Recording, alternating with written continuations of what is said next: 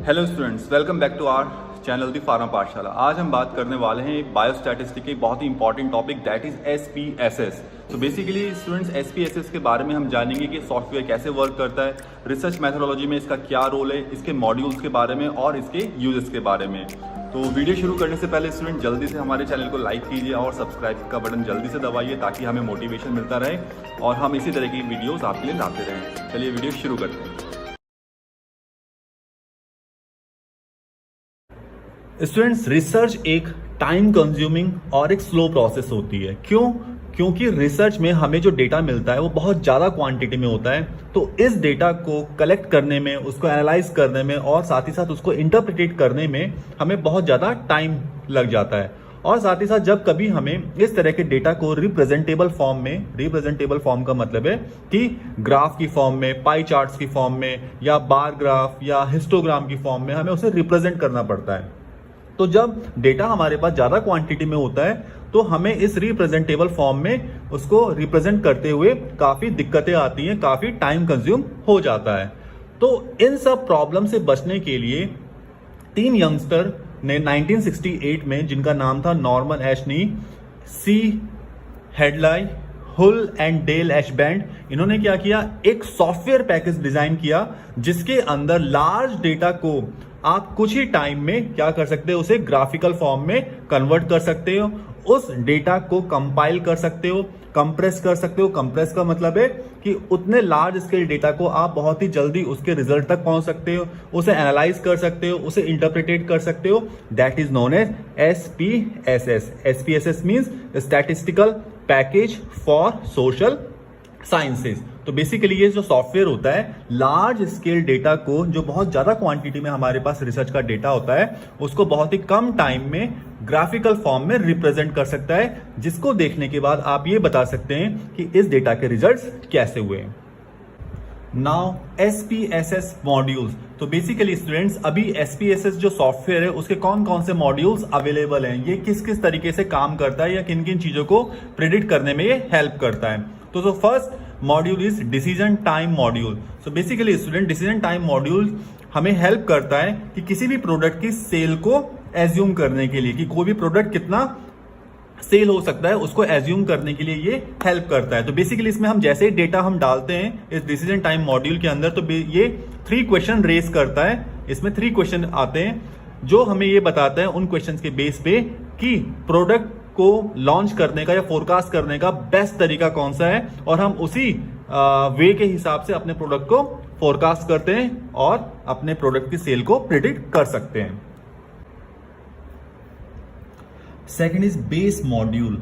So student, base module में हमें क्या करने के लिए मिलता है कि जो हमारी वैल्यूज होती हैं, जो हमें गिवन डेटा सेट होता है, तो उसमें से कोई वैल्यू, सपोज कीजिए आउट है। आउट का मतलब है अगर आपको कुछ टैबलेट्स का वेट दिया हुआ है, ठीक है ना, 500 mg, और आप उसमें डेटा ऐड कर रहे हैं, तो आप देखते हैं कुछ टैबलेट्स का वेट जो है वो 505 mg या 506 mg है, तो वो आउट ऑफ रेंज है। मींस जो गिवन डेटा है उस डेटा से कुछ वैल्यूज बाहर हैं, तो उनको चेक करने के लिए बेस मॉड्यूल यूज किया जाता है। Next one is data graph package. It is very important module. क्योंकि इसमें बहुत सारे जो हमारे ग्राफ्स हैं वो हम प्लॉट कर सकते हैं।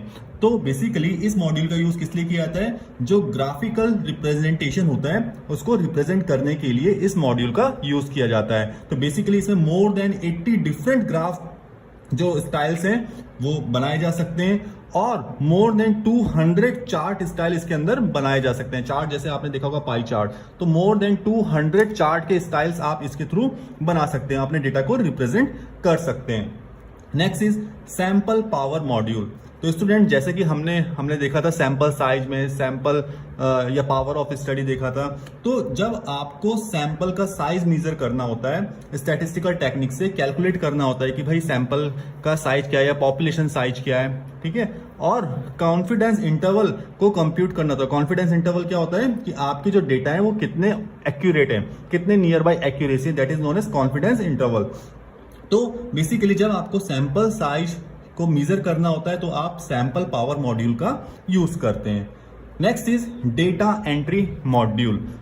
सो बेसिकली स्टूडेंट्स, इसका यूज किस लिए किया जाता है कि जो भी हमारा डेटा है उसको मीजर करने के लिए। मीजर कैसे करेंगे? हमारे पास डिफरेंट टाइप के स्केल होते हैं, जैसे nominal scale, ordinal scale, interval और रेशियो स्केल। इन स्केल के थ्रू क्या करते हैं, हम डेटा को मीजर करते हैं, नापते हैं। जैसे नॉमिनल स्केल क्या होता है, ये फर्स्ट मेजरमेंट होता है जिसके अंदर जो हमारे नंबर्स होते हैं हम उनको कोई लेबल या टैग्स दे देते हैं। जैसे सपोज कीजिए कि हमारे पास पैरासीटामोल का बैच था, ठीक है ना, उसके अंदर 100 टैबलेट है, तो हमने उन 100 को क्या दे दिया, एक बैच दे दिया, बैच ए, मतलब उसको कोई लेबल या टैग देना, that is known as nominal scale. Ordinal scale, ordinal scale का मतलब होता है कि आप उस बैच को, जो भी बैच आपको गिवन दिया हुआ है, उस बैच को देखने के बाद आप ये बता सको कि भाई इसमें कितनी रैंक है, कितने नंबर हैं, उसका ऑर्डर क्या है, ठीक है ना, कौन सा नंबर छोटा है, कौन सा नंबर बड़ा है, किसकी रैंक ज्यादा है, किसकी रैंक कम है, मींस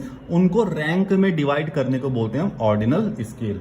ठीक है, इसी तरीके रेशियो स्केल, रेशियो स्केल में हम बेसिकली रेशियो निकालते हैं बिटवीन टू नंबर्स, क्योंकि बीच में कितना रेशियो है, कौन इंक्रीज है, कौन डिक्रीज है। तो डेटा एंट्री मॉड्यूल में आप मेजरमेंट करते हो किसका, डेटा का, by using different type of scales. Now uses of SPSS. Basically जो एसपीएसएस का मेन एम क्या है स्टूडेंट्स, डेटा को कलेक्ट करना। डेटा कहां से आएगा, रिसर्च से, रिसर्च के डेटा को कलेक्ट करना, ठीक है, एक प्रॉपर रिसर्च डिजाइन तैयार करना, और जो हमने डेटा कलेक्ट किया है उसके रिजल्ट को एक ग्राफिकल फॉर्म में, एक प्रेजेंटेशन की फॉर्म में रिप्रेजेंट करना। ठीक है, अब इससे क्या होगा रिप्रेजेंट करने से, कि जो हम रिजल्ट को इजीली एनालाइज कर सकते हैं कि इस रिजल्ट में क्या हो रहा है। ठीक है, तो डेटा को उसको कंपाइल करने में हेल्प करता है और डेटा को रिप्रेजेंट करने में भी ये हेल्प करता है।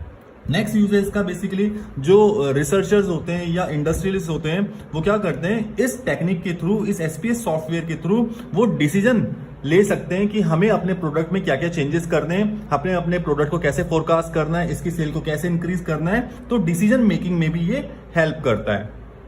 सो नेक्स्ट यूजेस का, जो रिसर्चर्स होते हैं उनके फील्ड वर्क में हेल्प करता है। फील्ड वर्क मींस जब वो डेटा कलेक्शन करते हैं, फील्ड वर्क का मतलब होता है या उन्होंने जो लैबोरेटरी में रिजल्ट्स निकाले हैं उसके डेटा को कलेक्ट करने में हेल्प करता है।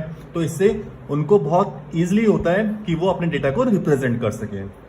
So the next use is, ये बेसिकली जो मार्केट्स होता है, जो मार्केट होते हैं उसमें हमें ये भी बता सकता है कि भाई जो हमारे कस्टमर्स हैं उनका हमारे प्रोडक्ट के जो प्रोडक्ट को लेकर क्या बिहेवियर है, ठीक है ना, उनका प्रोडक्ट को रिलेटेड लेकर के क्या टेस्ट है, टेस्ट का मतलब है खाने से लेकर, मतलब उनकी चॉइस क्या है।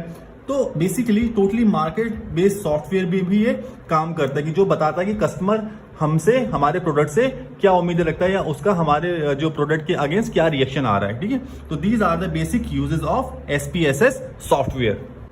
Now SPSS commands for tabulation of results.